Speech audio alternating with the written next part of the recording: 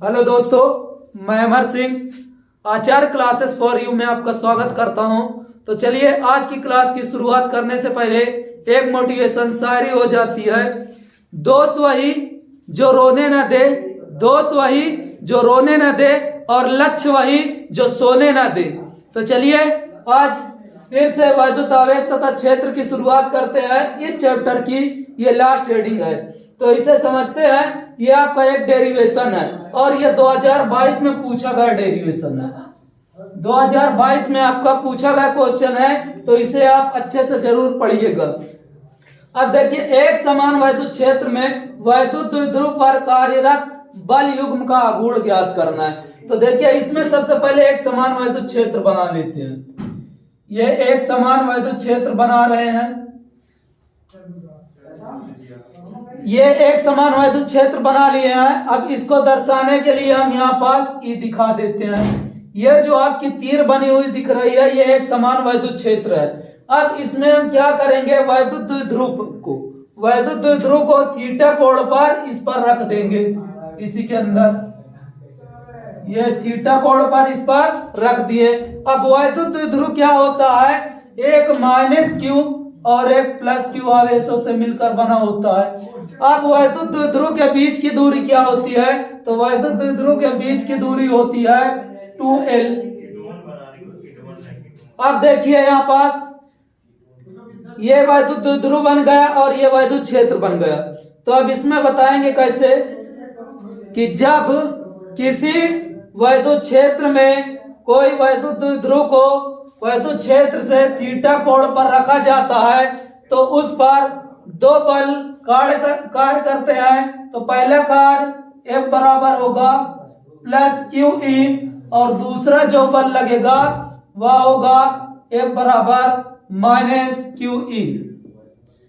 अब देखिए, दोनों बल एक दूसरे के विपरीत दिशा में लगने के कारण ये दोनों एक दूसरे को क्या करेंगे, संरेखित करेंगे। मतलब वैद्युत क्षेत्र की तीव्रता के संरेखित करेंगे, इसके समांतर लाने का प्रयत्न करेंगे। तो यहां से एक परिभाषा लिखने को आती है, प्रत्यानयन बल। प्रत्यानयन बल। अब प्रत्यानयन बल क्या होता है, जब किसी वैद्युत द्विध्रुव को एक समान वैद्युत क्षेत्र में वैद्युत क्षेत्र से थीटा कोण पर रखा जाता है, तो उसके भिन्न भिन्न आवेश बराबर व विपरीत प्रकृति के होने के कारण उसमें दो बल कार्य करते हैं, और दोनों एक दूसरे के विपरीत दिशा होने के कारण ये वैद्युत क्षेत्र के समांतर लाने का प्रयत्न करता है। इस बल को ही प्रत्यानयन बल कहा जाता है। तो एक बार फिर से समझिए, प्रत्यानयन बल क्या होता है, जब एक समान वैद्युत क्षेत्र में किसी वैद्युत द्विध्रुव को एक समान वैद्युत क्षेत्र में रखा जाता है और वैद्युत क्षेत्र से थीटा कोण बनाए, तो वैद्युत द्विध्रुव में दो आवेश होते हैं, एक माइनस क्यू होता है और दूसरा प्लस क्यू होता है। प्लस के कारण जो वैद्युत बल लगता है F बराबर क्यू ई, वह इस ओर लगेगा, और माइनस क्यू पर जो बल लगेगा वह ऊपर की ओर लगेगा। तो ये दोनों बल एक दूसरे के विपरीत दिशा में होने के कारण ये वैद्युत द्विध्रुव को मुख्य अक्ष के ये वैद्युत क्षेत्र के समांतर लाने का प्रयत्न करेगा, और यह कार्य ही प्रत्यानयन बल कहलाएगा। अब देखिए, इसकी डेरिवेशन करते हैं। अब डेरिवेशन में क्या लिखेंगे, मान लेंगे, माना एक समान वैद्युत क्षेत्र में कोई वैद्युत द्विध्रुव वैद्युत क्षेत्र से थीटा कोण पर स्थित है। थीटा कोण पर स्थित है, इस पर प्लस क्यू आवेश के कारण वैद्युत बल क्यू ई लग रहा है और माइनस के कारण माइनस क्यू ई बल लग रहा है। तो इसको घुमाने में किया गया कार्य हमें ज्ञात करना है। तो इसके लिए हम लिखेंगे क्या, बल युग्म का आघूर्ण बराबर होता है बल युग्म का आघूर्ण बराबर बल गुणे। अब देखिए, बल गुणे ये यहाँ पास इससे एक त्रिभुज बना लेगा। तो ये त्रिभुज बना लिया, तो इसकी एक भुजा हमें मालूम है, ये एक भुजा मालूम है, और ये इससे थीटा कोण बना रहा है। तो यहाँ पास बल गुणे दोनों बलों के बीच दोनों बलों के बीच लंबवत दूरी। अब देखिए बल युग्म का गुण को टाउ से प्रदर्शित करते हैं। बल देखिए, बल क्या लग रहा है, F बराबर QE। तो आप एक बल लोगे तो यहाँ पास लेंगे F। अब देखिए दोनों बलों के बीच की लंबवत दूरी। अब इसको अगर हम त्रिभुज मान ले, ये हमारा A B और ये C। तो देखिए यहाँ पास हमें कर दिया है, तो हमें निकालना क्या है, तो इसमें हम लगा लेंगे, ये थीटा बन रहा है तो यहाँ पास हम लगा दें साइन थीटा। तो साइन थीटा अगर हम लगा देते हैं तो इसकी लंबवत दूरी निकाल लेंगे। तो साइन थीटा बराबर क्या होता है, लाल बटे कक्का से हमेशा याद रखिए, अगर आपको नहीं याद तो ये देखिए लंब बटे कड़ होता है और इसका लंब हमें पता नहीं, तो लंब हमारा क्या है, यहाँ पास हम माने BC। तो ये लंबवत दूरी क्या है BC और कड़ इसका क्या है 2L। तो यहाँ पास से अगर हम BC निकालना चाहे तो 2L साइन थीटा आ जाएगा। तो यहाँ पास हमारी लंबवत दूरी हम क्या मान ली है BC। अब यहाँ पास अगर हम मान रखे F बराबर BC की जगह हम क्या लिख सकते हैं 2L साइन थीटा।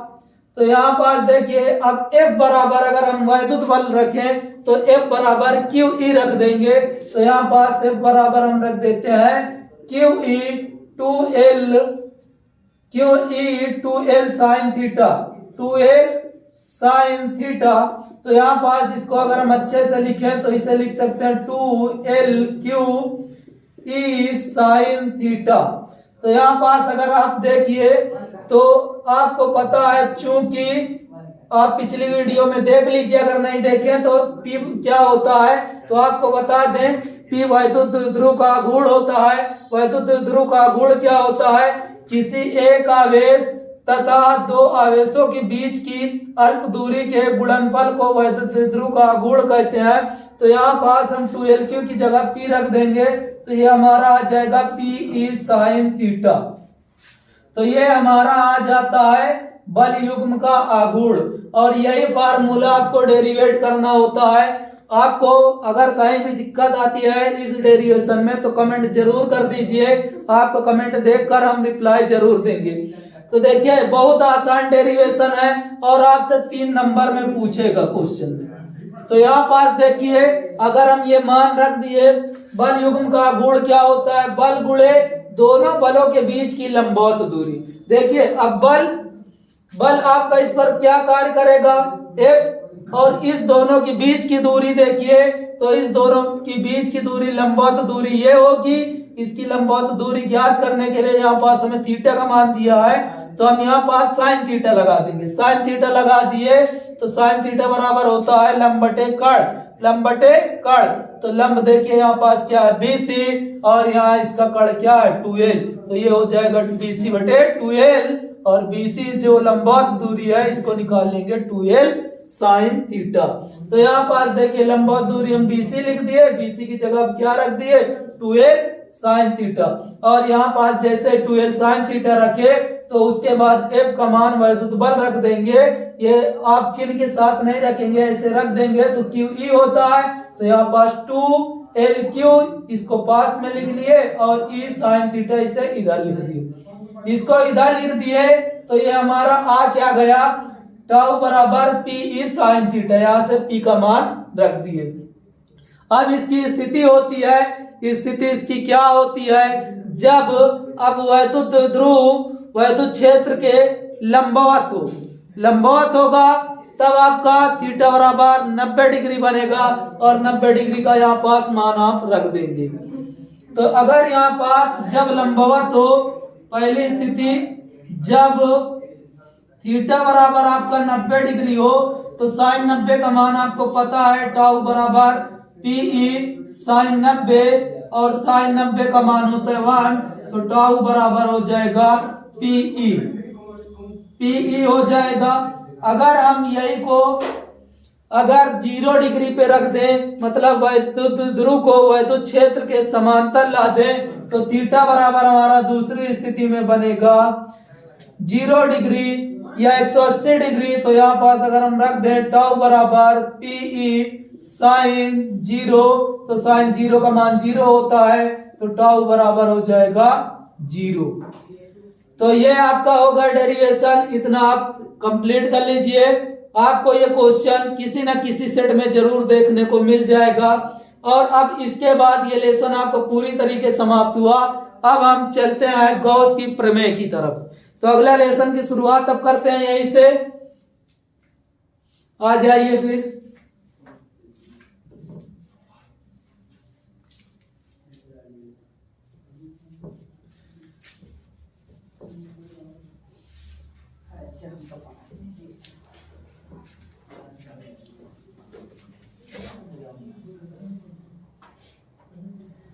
अब देखते हैं गॉस की प्रमेय। गॉस की प्रमेय, गॉस की प्रमेय क्या है ये समझते हैं। गॉस की प्रमेय समझने से पहले सबसे पहले वैद्युत फ्लक्स को समझते हैं। तो वैद्युत फ्लक्स क्या होता है ये देखिए। वैद्युत फ्लक्स, वैद्युत फ्लक्स क्या होता है।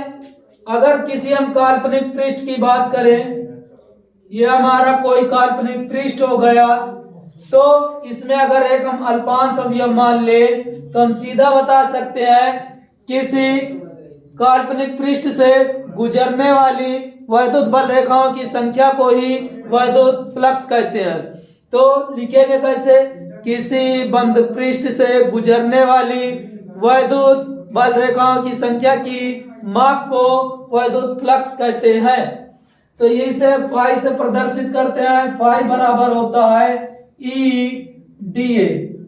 तो अगर यहां से हम निकालें, ये आप अगर इसे तोड़ेंगे तो E/dA cos थीटा बन जाएगा। तो ये फार्मूला होता है, इसका याद रखिएगा।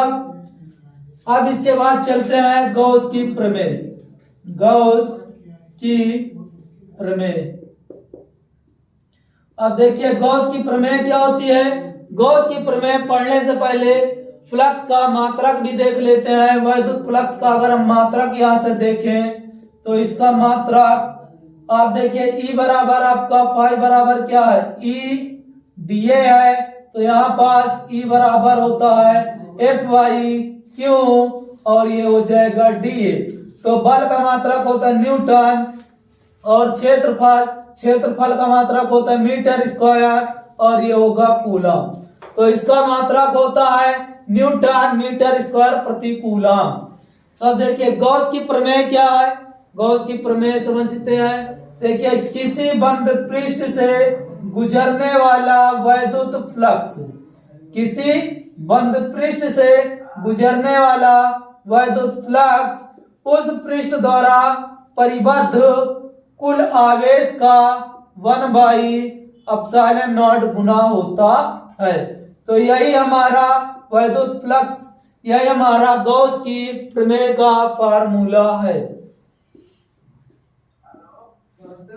तो याद रखिए इसको।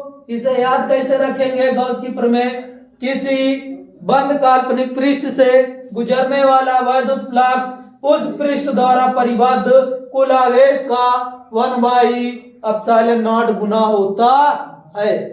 अब चलिए आगे इसके देखते हैं। अब गॉस की प्रमेय की उत्पत्ति कैसे हुई इसको देखते हैं।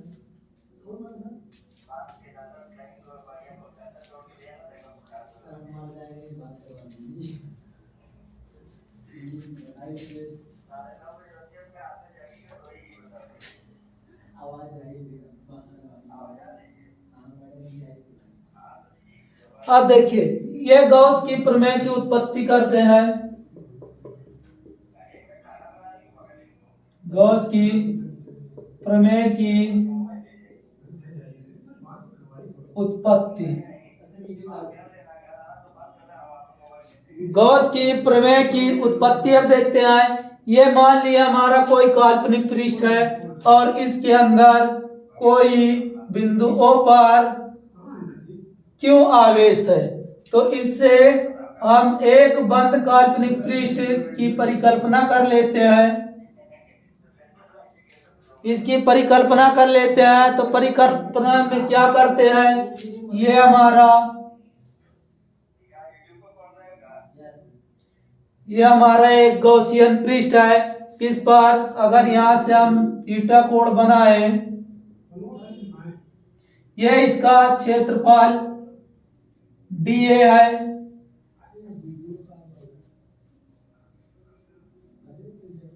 ये E है।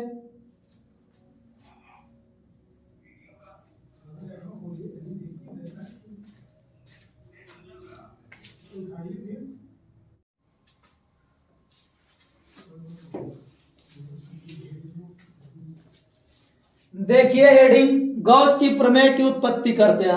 अब गॉस की प्रमेय की उत्पत्ति कैसे करते हैं, इसके लिए यह चित्र पहले से बना लिया। अब चित्र को देखिए।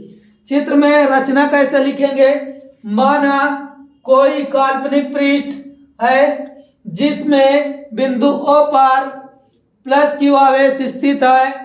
बिंदु O से स्मॉल r दूरी पर किसी पृष्ठ पर बिंदु P है जिस पर हमें वैद्युत क्षेत्र की तीव्रता E और एकांक सदिश के बीच बना कोण थीटा है और इस संपूर्ण पृष्ठ का क्षेत्रफल कैपिटल A है। एक बार फिर से समझिए, माना कोई पृष्ठ का क्षेत्रफल कैपिटल A है, किसी बंद पृष्ठ के अंदर कोई बिंदु आवेश प्लस Q स्थित है। बिंदु O से स्मॉल r दूरी पर बिंदु P है और बिंदु P पर एकांक सदिश वेक्टर dA है और क्षेत्रफल E के बीच बना कोण थीटा है। अब पहले इस अल्पांश अवयव से वैद्युत क्षेत्र निकाल लेंगे, उसके बाद इसका टोटल का समाकलन कर देंगे। तो अब आइए करते हैं। प्लस Q आवेश के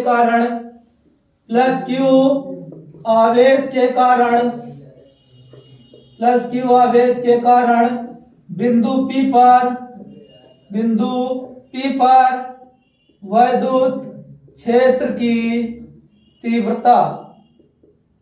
अब वैद्युत क्षेत्र की तीव्रता क्या होगी, E बराबर 1/4πε0 Q/r²।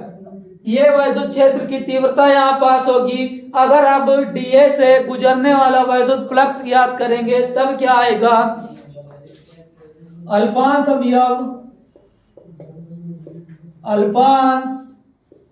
अवयव dA से गुजरने वाला वैद्युत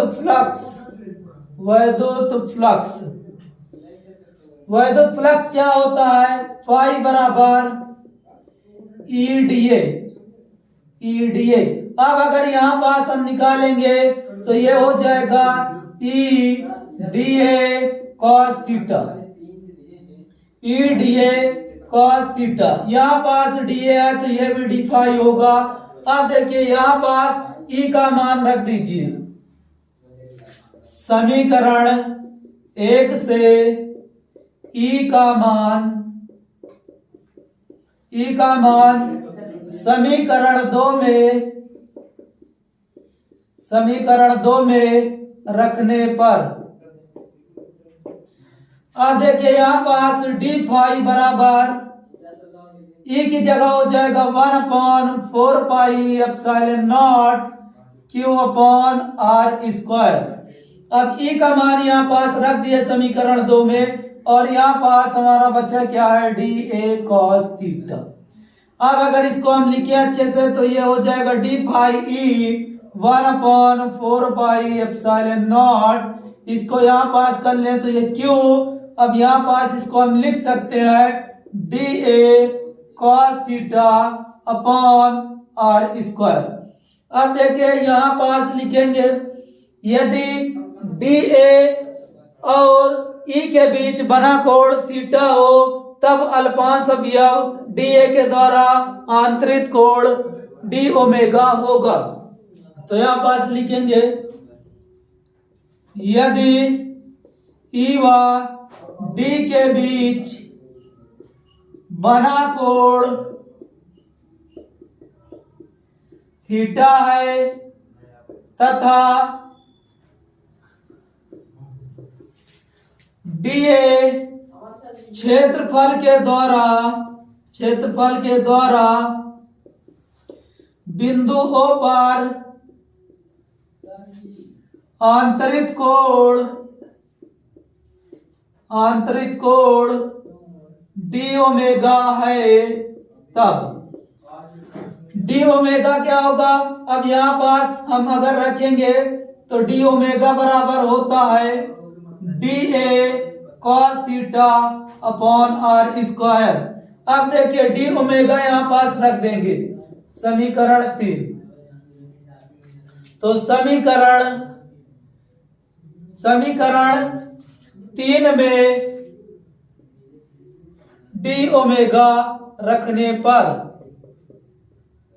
समीकरण 3 में डी ओमेगा रखने पर, अब देखिए डी ओमेगा यहां पास रख देंगे तो ये आ जाएगा डी फाई ई और ये हो जाएगा हमारा, देखिए समीकरण क्या है, Q by 4 pi epsilon naught, तो ये हो जाएगा Q by 4 pi epsilon naught. और देखिए D omega upon R square की जगह हम लिख देंगे डी ओमेगा। अब देखिए अगर हम निकाल चुके हैं डीए अल्फांस से निकलने वाला वैद्युत फ्लक्स, अब टोटल हम निकाल लेंगे संपूर्ण पृष्ठ से गुजरने वाला वैद्युत फ्लक्स। संपूर्ण पृष्ठ से गुजरने वाला वैद्युत फ्लक्स, ये क्या होगा, संपूर्ण पृष्ठ से डी फाई जो हो जाएगा, इसको हम लिख सकते हैं, ये गोली पृष्ठ मान है तो ये यहाँ पास डी फाई ई, ये हो जाएगा हमारा समाकलन Q by 4 pi epsilon not D omega. अब देखिए यहाँ पास ये गोला क्यों लगा है, क्योंकि हम कोई गौसियन पृष्ठ माने हैं और ये गोली माने हैं, इसलिए यहाँ पास दिखा दिए कि संपूर्ण पृष्ठ से गुजरने वाला वैद्युत फ्लक्स, इधर भी लिख दिए हैं। अब देखिए यहाँ पास जो डी ओमेगा बराबर होता है ये आएगा डी फाई ई बराबर ये लिख लेंगे Q upon 4 pi epsilon not, 4 pi epsilon naught और ये डी ओमेगा। और आपको पता है डी ओमेगा जो होगा या 4 पाई के बराबर होगा, तो यह मान यहाँ पास रख देंगे, तो क्यों अपॉन 4 पाई एप्सिलॉन नॉट और डी ओमेगा की जगह रख देंगे 4 पाई। 4 पाई से 4 पाई कैंसिल और ये समाकलन से आपका डी चला जाएगा, तो यहाँ पास केवल बचेगा फाई ई और ये आपका आ गया फाई ई बराबर क्यू अपॉन एप्सिलॉन नॉट। यही गॉस का प्रमेय है, गॉस की प्रमेय है। अब देखिए ये गॉस की प्रमेय निकाल ली है, एक बार इसको अच्छे से देख लीजिए, इसका स्क्रीनशॉट ले लीजिए। अब आते हैं इसके आगे, इससे एक न्यूमेरिकल कभी कभी बन जाता है छोटा से। अब देखिए न्यूमेरिकल क्या है कि अगर घन के एक फ्लक्स से गुजरने वाला वैद्युत फ्लक्स आपको ज्ञात करना हो, तो याद रखिए फार्मूला होगा फाई ई बराबर क्यू अपॉन 6 एप्सिलॉन नॉट। ये फार्मूला याद रखिएगा, इस पर न्यूमेरिकल बहुत बार पूछा गया है, तो इसका स्क्रीनशॉट लीजिए। फिर अगले टॉपिक पर चलते हैं।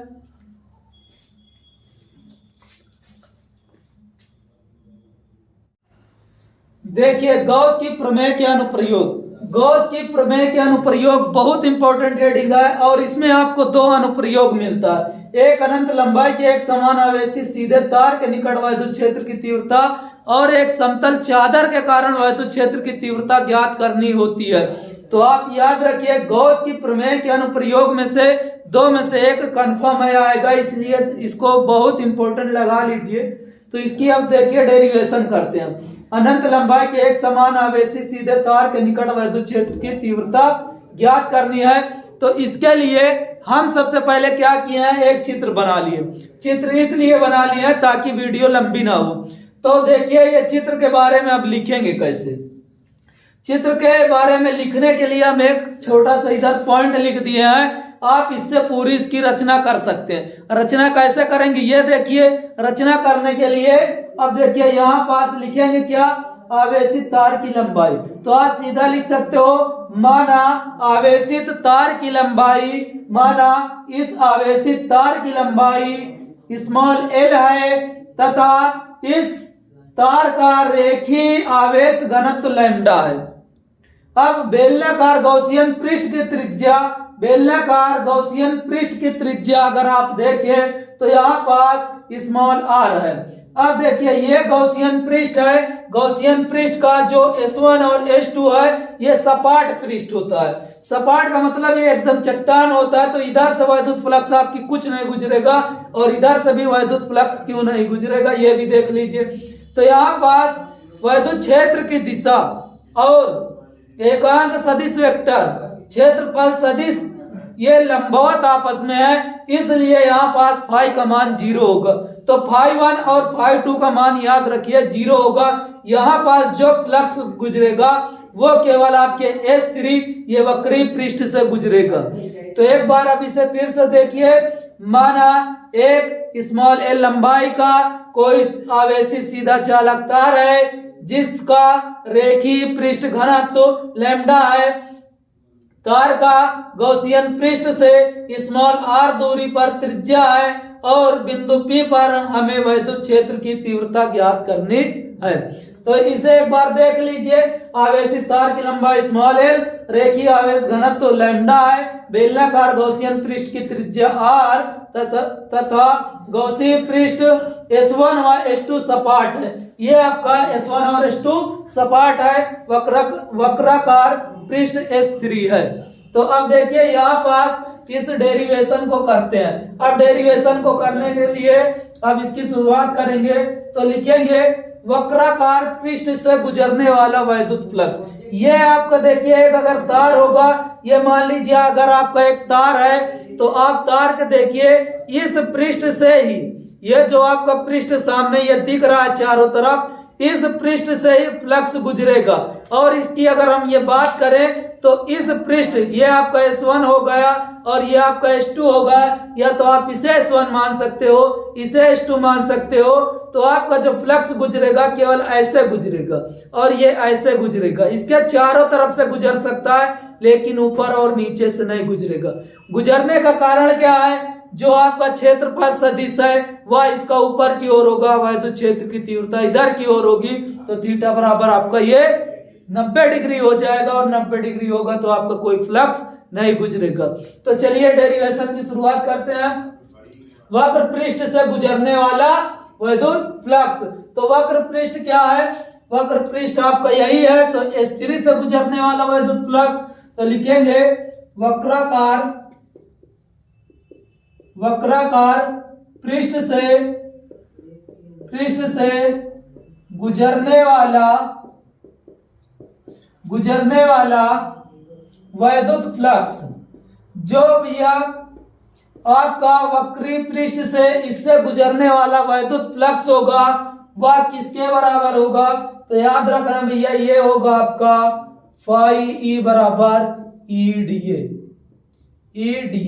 अब देखिए आपको पता है ये फार्मूला क्या होता है, फाई E बराबर, जब ये vector E dot dA vector है तो ये हो जाएगा EdA cos थीटा। अब देखिए यहाँ पास cos थीटा का मान 0 क्यों होगा ये भी देख लीजिए। तो यहाँ पास अगर हम बात करें तो यहाँ से जो फ्लक्स गुजरेगा वह आपका देखिए वैद्युत क्षेत्र की तीव्रता और क्षेत्रफल सदिश एक ही दिशा में है, अर्थात ये 0 डिग्री पर होंगे। 0 डिग्री पर होगा तो यहाँ पास हम रख देंगे EdA cos 0 डिग्री। और आपको पता है cos 0 का मान 1 होता है तो ये हो जाएगा आपका EdA, ये हो जाएगा EdA। अब देखिए जब ये निकाल लिए तो अब संपूर्ण पृष्ठ से गुजरने वाला फ्लक्स ज्ञात करेंगे। मतलब इससे आपका कितना फ्लक्स गुजर रहा है वो ज्ञात करेंगे। तो उसे ज्ञात करने के लिए हम क्या लिखेंगे, संपूर्ण पृष्ठ से गुजरने वाला वैद्युत फ्लक्स, जो संपूर्ण पृष्ठ से गुजरने वाला वैद्युत फ्लक्स होगा वह आपका फाई होगा, और यह फाई आपका वक्री पृष्ठ से गुजरने वाले वैद्युत फ्लक्स के बराबर होगा। तो यहाँ पास जो आपका टोटल फ्लक्स गुजरेगा, जो इतने से गुजरेगा वही आपका टोटल होगा। तो यहाँ पास लिख देंगे वक्री पृष्ठ S3 से गुजरने वाला वैद्युत फ्लक्स ये क्या होगा, फाई होगा। ये देखिए आपका टोटल जो फ्लक्स गुजरेगा उसे हम फाई ई से लिखेंगे, और जो आपका वक्री पृष्ठ से गुजरेगा उसे हम फाई से लिखेंगे। तो यहाँ पास हम फाई ई बराबर लिख लेते हैं। तो आप देखिए फाई ई का मान क्या है, फाई ई का मान लिखेंगे तो यहाँ पास S3 अब EDA लिख लिए तो आपको पता है E कांस्टेंट, तो E बाहर आ जाएगा और अंदर बचेगा DA। अब DA बचा तो आपको पता है बेलन का भी क्षेत्रफल क्या होता है 2 पाई RL। तो यहाँ पास हम लिख सकते हैं चूंकि DA बराबर 2 पाई RL। अब 2 पाई RL रख दिए तो ये समीकरण मान लीजिए एक, तो समीकरण 1 में रख देंगे तो ये हमारा आ जाएगा फाई ई बराबर E इंटू 2 पाई RL समीकरण 2। देखिए यहाँ पास DA की जगह हम क्या लिख लिए 2 पाई RL। अब ये चित्र को साफ कर देते हैं, इसका स्क्रीनशॉट ले लीजिए।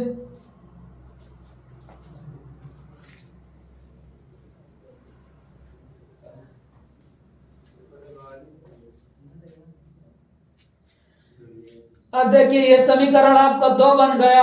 अब यहां पास हम लगा देंगे गॉस की प्रमेय। गॉस की प्रमेय क्या है, गॉस की प्रमेय से गॉस की प्रमेय है फाई ई बराबर क्यू बाई एप्सिलॉन नॉट, क्यों भाई एप्सिलॉन नॉट। अब यहां पास हम लिखेंगे रेखीय आवेश घनत्व, रेखीय आवेश घनत्व को लैम्डा से प्रदर्शित करते हैं, और लैम्डा बराबर होता है Q by L, Q upon L. तो इसकी परिभाषा अगर आपको लिखना हो रेखीय आवेश घनत्व की, तो याद रखिए एकांक लंबाई से गुजरने वाला वैद्युत फ्लक्स, एकांक लंबाई पर उपस्थित आवेश की मात्रा ही रेखीय आवेश घनत्व कहलाता है। एकांक लंबाई पर उपस्थित आवेश की मात्रा रेखीय आवेश घनत्व कहलाता है। तो यहाँ पास देखिए अगर हम Q का मान निकालना चाहे तो Q बराबर आ जाएगा लैम्डा इंटू एल। अब ये Q का मान यहाँ पास हम रख देंगे। समीकरण इसको 3 बना लीजिए। तो समीकरण 3 में Q का मान रखने पर, Q का मान अगर हम रख देते हैं तो फाई ई बराबर जो हमारा आ जाएगा, Q की जगह रखेंगे तो lambda L upon epsilon not. ये समीकरण 4 बन गया। तो देखिए समीकरण आप 4 की और समीकरण आप 2 की तुलना कर दीजिए। समीकरण 4 और 2 की तुलना कर देंगे तो आपका ये डेरिवेशन समाप्त हो जाएगा। तो समीकरण 2 व 4 की तुलना करने पर तो यहाँ पास हमारा देखिए फाई बराबर क्या निकाल के आया भैया, E 2 पाई RL। तो यहाँ पास लिख लें इंटू 2 पाई RL, और इधर हमारा क्या है lambda L upon epsilon not. अब देखिए एल से एल आपका कैंसिल हो जाएगा और आपको E का मान निकालना, तो E बराबर हो जाएगा ई से अगर हम लिखेंगे तो 1 अपॉन ये नीचे आएगा 2 पाई एप्सिलॉन नॉट और ये इधर आ जाएगा तो यहाँ हो जाएगा लैम्डा अपॉन आर। या तो इसको हम ये फार्मूला लिख दें न्यूटन प्रति कूलम, या इसको हम ये भी फार्मूला लिख सकते हैं E बराबर 1 अपॉन 4 पाई एप्सिलॉन नॉट और 2 लैम्डा अपॉन आर। ये फार्मूला होता है इसका मात्रक न्यूटन प्रति कूलम। यहाँ पास कुछ नहीं किया गया, ऊपर नीचे 2 से गुणा किया गया है। तो ये डेरिवेशन समाप्त हो गया। इसके बाद बस लास्ट डेरिवेशन है इस चैप्टर का, और दोनों ही डेरिवेशन काफी इंपॉर्टेंट है। इसको आप स्क्रीनशॉट ले लीजिए।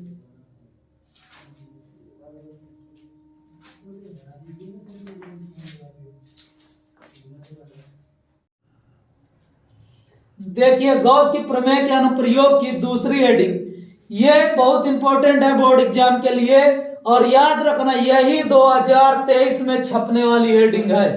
तो इसको खूब अच्छे से पढ़िएगा और समझिए। देखिए इसके लिए चित्र बना दिया है कि अनंत विस्तार की, ये दूसरा इसका अनुप्रयोग है गॉस की प्रमेय के अनुप्रयोग, ये दूसरा, इससे पहले वाला इससे पहले हम समझाएगा। अब देखिए अनंत विस्तार की एक समान आवेशित समतल चादर के निकट वैद्युत क्षेत्र की तीव्रता ज्ञात करनी है। तो इसमें लिखेंगे कैसे, माना एक अनंत विस्तार की एक समान आवेशित चादर है जिसका पृष्ठीय आवेश घनत्व सिग्मा है। जिसका पृष्ठीय आवेश घनत्व क्या है, सिग्मा है। पृष्ठीय आवेश घनत्व सिग्मा है। अब इसी आवेशित समतल चादर के मध्य से एक हम तार की गॉसियन पृष्ठ की परिकल्पना करते हैं जिसके 2 पृष्ठ क्रमशः S1 और S2 मान लेते हैं।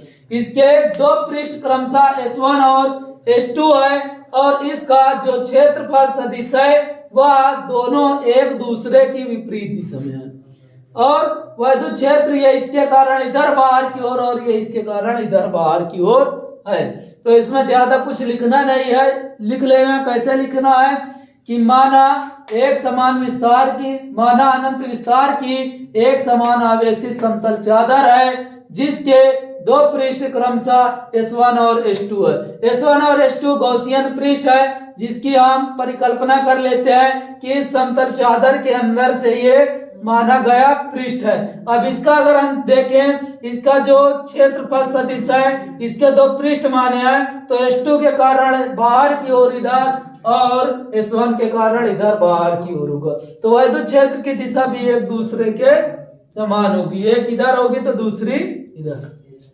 ठीक, दोनों फिर क्या है, समान दिशा में। अब चलिए इसकी डेरिवेशन करते हैं। अब इसका डेरिवेशन क्या करेंगे, संपूर्ण गॉसियन पृष्ठ से गुजरने वाला वैद्युत फ्लक्स। तो लिखेंगे संपूर्ण गॉसियन पृष्ठ से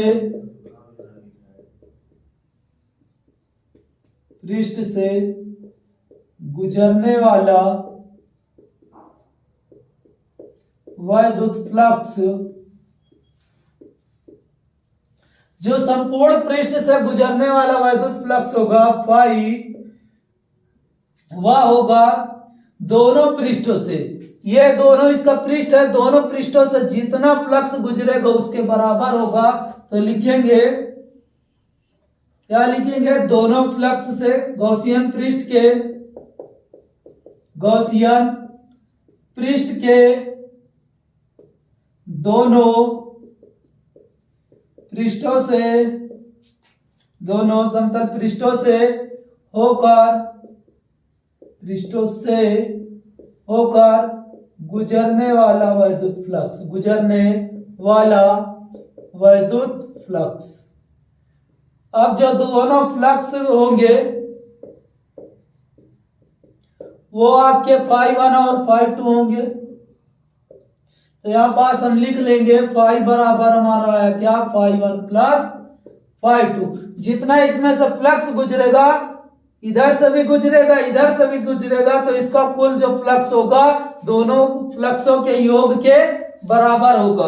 तो अब देखिए यहाँ पास आपको पता है फाई बराबर होता है EdA तो यहाँ पास S1 के लिए लिखें तो E डॉट dA और इधर भी हो जाएगा S2 vector E dot vector dA। अब देखिए आपको पता है यहाँ पास अगर देखें तो जो DA और E के बीच कोण है वो आपके समांतर लाइन पर है। समांतर लाइन पर अगर कोई है तो एक ही अगर अक्ष पे है तो वह 0 बनेगा, तो यहाँ पास ये हो जाएगा EDA cos 0 और ये भी हो जाएगा EDA cos 0 डिग्री। तो आपको पता है ये S1 और ये S2, तो यहाँ पास अगर देखिए तो आपका आएगा EDA cos 0 का मान 1 होता है और ये भी आपका आएगा S2 EDA। तो ये EDA आ गया। अब दोनों अगर समतल पृष्ठों का क्षेत्रफल A है, दोनों समतल पृष्ठों का क्षेत्रफल कैपिटल A है, तब क्या होगा, आपका जो क्षेत्रफल S1 का DA होगा वह क्षेत्रफल S2 के DA के क्या ये बराबर है। तो यहाँ पास हम क्या लिख सकते हैं, देखिए हम यहाँ पास लिख सकते हैं फाई बराबर, ये आपका केवल बचेगा S1 के लिए EA प्लस यहाँ भी अगर करेंगे तो S2 EA। अब देखिए यही को तो हम माने हैं, तो यहाँ पास इसे हम हटा देंगे। तो यहाँ पास अगर इसको हम हटा देते हैं तो देखिए इसकी बराबर हम DA की बराबर लिख सकते हैं E और इसके टोटल की जगह क्या लिखेंगे A और यहाँ भी लिख लेंगे EA। ये लिख लिए तो ये देखिए फाई बराबर आपका हो गया, फाई बराबर 2EA, क्या हो जाएगा 2EA जोड़ देंगे तो ये आपका फाई होगा, ये फाई होगा। अब देखिए यही को समीकरण 1 बना लेते हैं। समीकरण 1 बना लिए। अब देखिए यहां पास अगर गॉस की प्रमेय लगा देते हैं, आगे गॉस की प्रमेय से, गॉस की प्रमेय क्या है, फाई बराबर क्यू बाई एप्सिलॉन नॉट। अब इसमें हम लगाएंगे पृष्ठीय आवेश घनत्व, पृष्ठीय आवेश घनत्व, पृष्ठीय आवेश घनत्व सिग्मा बराबर होता है क्यू बाई ए। तो बता कैसे सकते हैं, एकांक क्षेत्रफल पर उपस्थित आवेश की मात्रा पृष्ठीय आवेश घनत्व कहलाता है। या तो बता सकते हैं एकांक पृष्ठ पर उपस्थित आवेश की मात्रा पृष्ठीय आवेश घनत्व कहलाएगा। अब देखिए यहाँ पास अगर हम क्यू का मान निकालना चाहें तो क्यू का मान आ जाएगा सिग्मा ए। अब ये मान यहाँ पास उठा के रख देंगे। समीकरण 2 में, समीकरण 2 में क्यू का मान रखने पर, अब क्यू का मान अगर यहाँ पास हम रख दें तो ये देखिए क्यू, अगर इस क्यू की जगह हम ये रखें यहाँ पास तो ये हमारा आएगा फाई ई बराबर क्यू की जगह sigma A upon epsilon not. ये समीकरण 3। अब देखिए समीकरण 3 और समीकरण 2 की तुलना कर देंगे। समीकरण 3 और समीकरण 1 की तुलना कर देंगे तो यहां पास लिख लेते हैं समीकरण 1 व 3 की तुलना करने पर समीकरण 1 क्या है 2EA, 2E ये किसके बराबर हो जाएगा sigma A upon epsilon not, sigma A upon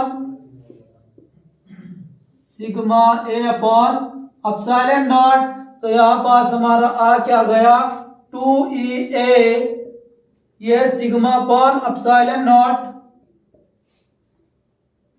अब यहाँ पास हमें ई का मान चाहिए, तो ए से कैंसिल हो जाएगा, यहाँ पास ई बराबर आ जाएगा 1/1/, एप्सिलॉन नॉट, और ये सिग्मा है तो 2 सिग्मा यहाँ कर दीजिए। तो ये होता है समतल पृष्ठीय समतल चादर के कारण वैद्युत क्षेत्र की तीव्रता। ये डेरिवेशन समाप्त हुआ, और इसमें बस आपको गॉस की प्रमेय में याद रखिए केवल यही 3 डेरिवेशन है जो इम्पोर्टेंट है, और ये तीनों आपको करा दिया गया। अगर आपको ऐसे ही वीडियो चाहिए, आप चाहते हैं कि आपका अच्छा से अच्छा नंबर आए इंटर में, तो आप बस हमारा साथ एग्जाम तक बनाए रखिए, आपको हम अच्छे से पूरी तैयारी कर देंगे। तो अगर यह वीडियो आपको अच्छी लगी है तो इस वीडियो को लाइक, शेयर और अपने दोस्तों के साथ इस वीडियो को ज्यादा से ज्यादा शेयर कीजिए, और हमारे इस चैनल को सब्सक्राइब कीजिए। धन्यवाद।